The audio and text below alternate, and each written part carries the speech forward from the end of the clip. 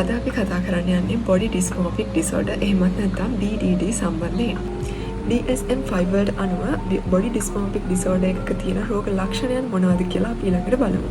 මේ body ඩිස්මෝෆික් disorder එකක තියෙන ප්‍රධානම රෝග ලක්ෂණය තමයි තමන්ගේ ශරීරය පිළිබඳව අධික ලෙස සිතන එක.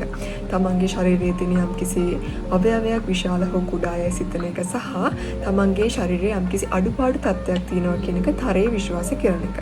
හැබැයි මෙහෙම ඇත්තටම මෙහෙම අඩුපාඩු තත්ත්වයක් මේ පුද්ගලයන්ගේ නැහැ. හැබැයි ඒ පුද්ගලයා විශ්වාස කරනවා තමන්ගේ ශරීරයේ යම්කිසි අඩුපාඩු තත්ත්වයක් හෝ යම්කිසි අවයවවල අඩු බවක් හෝ විශාල බවක් තියෙනවා කියලා. මේ බොඩි ඩිස්මෝෆික් ඩිසෝඩර් වල තියෙන ඊළඟ ප්‍රධාන රෝග ලක්ෂණය තමයි පුනරාවර්තන හැසිරීම.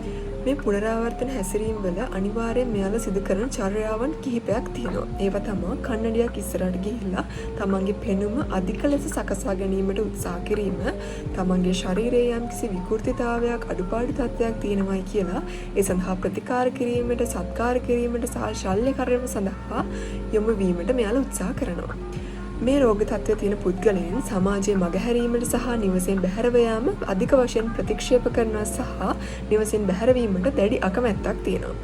ඒ වගේම තමයි විවාහයේදී සහ ආදර සම්බන්ධතා පවත්වා ගැනීමත් දැඩි වශයෙන් ප්‍රතික්ෂේප කරනවා සහ අකමැත්තක් පළ කරනවා මේ බොඩි ඩිස්මෝෆික් ඩිසෝඩර් තියෙන පුද්ගලයන්.